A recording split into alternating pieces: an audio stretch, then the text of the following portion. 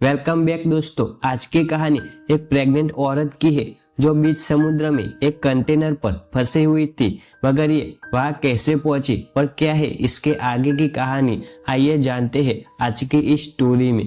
कहानी के शुरुआत में हम मिया और निक्को नाम के दो कपल को देखते हैं जो चोरी छुपे इस शहर से भाग रहे थे, क्योंकि यह देश कई महीनों से दूसरे देशों के साथ युद्ध लड़ रहा था, जिस वजह से यहाँ पर खाने की कमी और भूखमरी जैसी हालत हो गई थी। तो इस हालत के चलते यहाँ की गवर्नमेंट को एक ठोस कदम उठाना पड़ता है। गवर्नमेंट ये शहर के बूढ़े बच्चों यहाँ तक कि प्रेग्नेंट औरतों को भी मारने का आदेश दे देती है ताकि पॉपुलेशन ज्यादा न बढ़े। इसी कारण के चलते यहाँ मिया और निक्को ने भी अपनी 3 साल की बच्ची को खो दिया था और अब अपनी जान बचाने के लिए ये दोनों इस देश को छोड़ के आयरलैंड जा रहे थे, क्योंकि वहाँ की सरकार ऐसा कुछ नहीं कर रही थी।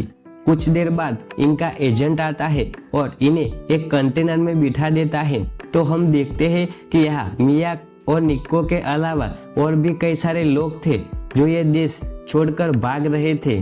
और तभी हमें पता चलता है कि मिया तो 9 महीने की प्रेग्नेंट औरत है जो आने वाले किसी भी दिनों में एक बच्चे को जन्म दे सकती है। फिर इनका कंटेनर ट्रक से होता हुआ पोर्ट की तरफ जाने लगता है और जब रास्ते में कंटेनर रुकता है तो अचानक उसका दरवाजा खुल जाता है और दूसरे और भी लोग कंटेनर के अंदर चढ़ जाते हैं, जिस वजह से यहाँ भीड़ जैसी हालत हो जाती है। भीड़ के चलते यहाँ मिया और निक्को अलग अलग हो जाते हैं। तो मिया यहाँ घबरा जाती है और निक्को को आवाज लगाने लगती है, लेकिन यहाँ पर कंटेनर को बंद कर दिया जाता है क्योंकि इसके अंदर अब लोग ज्यादा हो गए थे। तो मजबूरन निक्को को एक दूसरे कंटेनर में बैठना पड़ता है जिसका नंबर यहाँ पर 107 था। फिर कंटेनर में जाते ही निक्को मिया को कॉल करके हौसला रखने के लिए बोलता है और कहता है शिप में पहुंचते ही मैं तुम्हारे पास वापस आ जाऊंगा। ये सुनने के बाद मिया की जान में जान आती है। कुछ समय बाद इनका कंटेनर पोर्ट पे पहुंच जाता है, लेकिन शिप में लोड होने से पहले इनको एक कड़ी चेकिंग से गुजरना होगा। जहां एक पुलिस ऑफिसर कंटेनर का दरवाजा खोलता है तो वो देखते हैं कि पूरा कंटेनर यहाँ पर खाली था। दरअसल इस कंटेनर में एक सीक्रेट चैम्बर था जिसमें ये सभी लोग छिपे हुए थे, लेकिन वो ऑफिसर काफी इंटेलिजेंट था। वो कंटेनर में चढ़ता है और उसकी अच्छे से चेकिंग करता है। उसे पता है कि लोग कहाँ पर छिपे हैं। वो उन्हें खुद से बाहर आने को बोलता है, वरना सभी पर गोलियां चला दी जाएगी। ये सुनकर एक महिला बाहर आ जाती है तो वो ऑफिसर तुरंत उसके ऊपर गोली चला देता है और उसके बाद वो सभी ऑफिसर उन लोगों के ऊपर फायरिंग कर देते हैं और यहाँ पर सभी लोग मारे जाते हैं। मगर मिया समय देते वहाँ पड़े बॉक्सेस के ऊपर चढ़ गई थी तो वो सही सलामत थी। फिर वो ऑफिसर उन सभी लाशों को बाहर निकलवा देता है और कंटेनर को लोड करवाने का आदेश देता है। अपनी आंखों के सामने ये मौत का मंजर देख मिया यहाँ सहम जाती है। कंटेनर को शिप में लोड कर दिया जाता है और मिया की शिप निकल पड़ती है आयरलैंड की तरफ।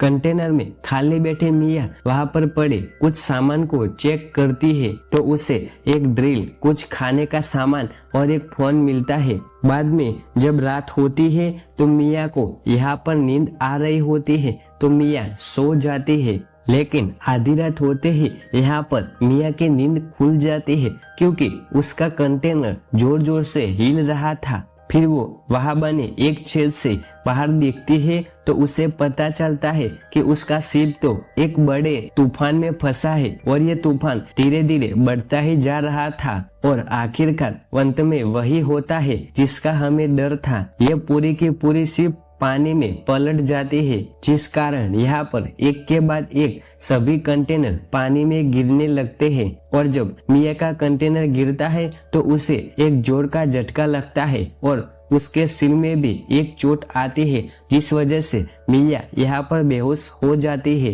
कुछ समय बाद जब मिया को होश आता है तो वो देखती है कि सारे बॉक्सेस यहाँ वहाँ बिखरे पड़े हैं और कंटेनर में भी काफी पानी भर चुका है। फिर मिया वहां बने एक छेद से बाहर की ओर झांकती है तो उसे चारों तरफ बस पानी ही पानी दिखाई देता है। ये देखकर मिया काफी घबरा जाती है और जल्दी से अपने पति को कांटेक्ट करने की कोशिश करती है, मगर यहाँ पर उसका फोन बहुत बुरी तरह से टूट गया था तो वो काम नहीं कर रहा था। तभी मिया की नजर कंटेनर के निचले हिस्से पर जाती है तो वो देखती है कि नीचे रहे 2 छेद से लगातार पानी अंदर आ रहा था और अगर जल्दी इनका कुछ नहीं किया तो ये पूरे कंटेनर में पानी भर जाएगा। तो मिया उन छेद को बंद करने के लिए कुछ ढूंढने लगते हैं। वो वहां पड़े सभी बॉक्सेस को एक के बाद एक खोल के चेक करती है। पहले वाले में प्लास्टिक बॉक्सेस थे तो दूसरे वाले में टीवी, तो तीसरे वाले में कपड़े और चौथे वाले में ईयरफोन केबल और 5वें बॉक्स के अंदर यहाँ पर शराब की बोतलें होती है। तभी उसे एक टेप मिलती है तो मिया जल्दी से उस टेप को उन छेदों के ऊपर चिपका देती है जिससे यहाँ पर पानी अंदर आना बंद हो जाता है। तभी उसे कुछ लोगों के चिल्लाने की आवाज सुनाई देती है तो तुरंत मिया उस छेद से बाहर झांकती है तो वो देखती है कि बाहर एक कंटेनर डूब रहा होता है। तो ये वही कंटेनर होता है जिसके अंदर निको बैठा था। तो ये देखकर मिया काफी घबरा जाती है और दूसरे फोन में सिम डाल के अपने पति को कांटेक्ट करने की कोशिश करती है, लेकिन यहाँ पर किसी तरह से उसका कांटेक्ट नहीं हो पाता। तो यह अपने पति को अपनी आंखों के सामने मरता देख मिया टूट जाती है और काफी दुखी हो जाती है। वो इतनी ज्यादा दुखी हो गई थी कि एक बार तो अपनी जान लेने की भी कोशिश करती है, लेकिन तभी उसे अपने होने वाले बच्चे का ख्याल आता है तो वो मरने का विचार अपने दिमाग से निकाल देती है। फिर थकी हारी मिया वहां पर ही सो जाती है।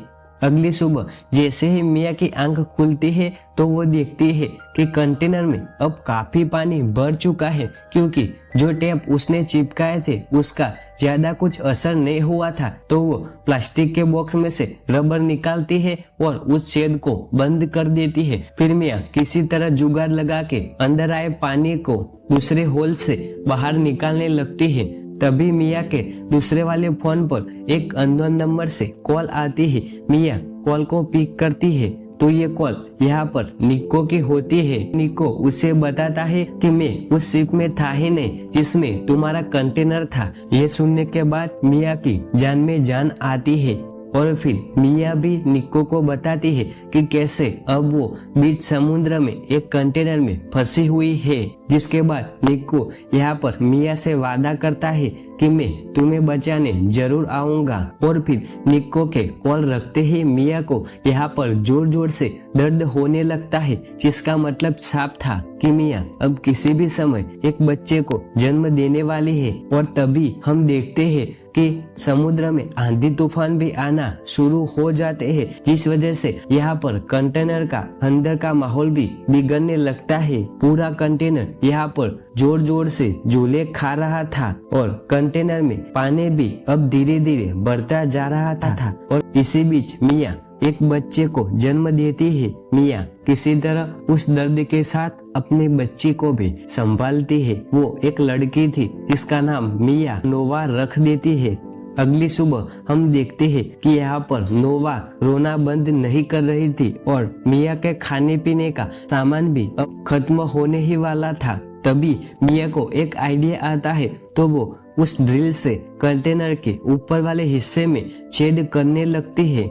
लेकिन यहाँ पर उसकी किस्मत ऐसी होती है कि आधे रास्ते में ही उसका ड्रिल काम करना बंद कर देती है। जिसके बाद मिया एक छोटे से चाकू से ही कंटेनर को काटने लगती है। लेकिन यहाँ पर इतने छोटे चाकू से कंटेनर के इतने मोटे लोहे को काटना इतना भी आसान नहीं था। काटते काटते उसके हाथ में यहाँ पर छाले तक पड़ जाते हैं, लेकिन आखिरकार वो कंटेनर को काटने में सक्सेस हो ही जाती है। वो कंटेनर के ऊपरी हिस्से को खोलकर फिर बाहर निकल जाती है और जैसे ही मिया कंटेनर से बाहर निकलकर खुले आसमान के नीचे बैठती है तो उसे अच्छा फील होता है, क्योंकि वो कई दिनों के बाद सूरज की किरणों को महसूस कर रही थी। जिसके बाद मिया अपनी बेटी नोवा को भी ऊपर ले आती है। तो यहाँ पर नोवा भी रोना बंद कर देती है। इसी सुकून के बीच मिया को पानी में तैर रही कुछ मछलियां नजर आती है तो वो उन्हें पकड़ने की कोशिश करती है, लेकिन यहाँ पर शुरुआत में एक भी मछली उसके हाथ नहीं आती। कुछ ही दौरान मिया को आसमान से जा रहा एक प्लेन नजर आता है तो वो टीवी के स्क्रीन को तोड़कर प्लेन के सामने चमकाने की कोशिश करती है। इसी दौरान यहाँ पर मिया के पैर में एक बहुत बड़ा कट लग जाता है, जिससे यहाँ पर उसे बहुत दर्द होता है। अब अपने घाव से आ रहे खून को रोकने के लिए मिया सबसे पहले शराब की बोतल से अपने घाव को साफ करती है और फिर उस घाव को सी देती है। ये काफी दर्द भरा मोमेंट था और मिया को काफी दर्द भी होता है। तभी उसे एक और आइडिया आता है, क्यों ना इन ईयरफोन के केबल से एक जाल बनाया जाए। तो वो जल्दी से जाल को बनाने में जुट जाती है और इस जाल से वो आखिरकार मछलियां पकड़ने में सक्सेस भी हो जाती है। अब यहाँ पर उसके खाने का इंतजाम तो मछलियों से होता जा रहा था और पीने में भी वो बारिश के पानी को इकट्ठा कर ले रही थी और यहाँ पर नोवा भी दूध के सहारे आगे बढ़ रही थी। ऐसे ही करते करते कई दिन बीत जाते हैं। यहाँ पर हर एक ढलती शाम के साथ मिया नाखुश होती जा रही थी, क्योंकि उसे समझ नहीं आ रहा था कि आखिर कब तक ऐसा ही चलेगा। तभी एक रात उसे निक्को की कॉल आती है, जहाँ निक्को उसे बताता है कि कैसे वो एक शिप से उसके पास आ रहा था और तभी उसे पुलिस ने पकड़ लिया और पुलिस से भागते समय यहाँ पर उसके पैर में एक गोली लगी है और उसका काफी खून यहाँ पर बह चुका है। उसका इतना खून बह गया था कि शायद ही वो अब बच पाए। आखिर में उसे माफी मांगता है कि वो उसे बचाने नहीं आ पाएगा। मिया यहाँ पर फोन रखने से पहले उसकी बेटी से उसकी बात करवाती है।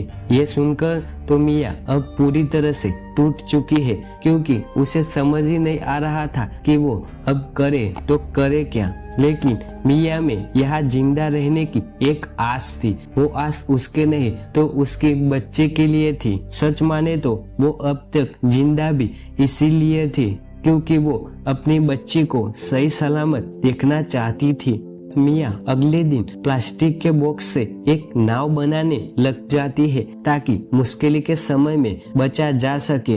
इस नाव को बनाते बनाते यहाँ पर शाम हो जाती है और तभी अचानक से अपने आप ही कंटेनर में पानी भरने लगता है। तो मिया जरूरी सामान लेने के लिए नीचे कंटेनर में जाती है, जहाँ पर उसका पैर कंटेनर में फंस जाता है और तभी कंटेनर भी पानी में डूबने लगता है।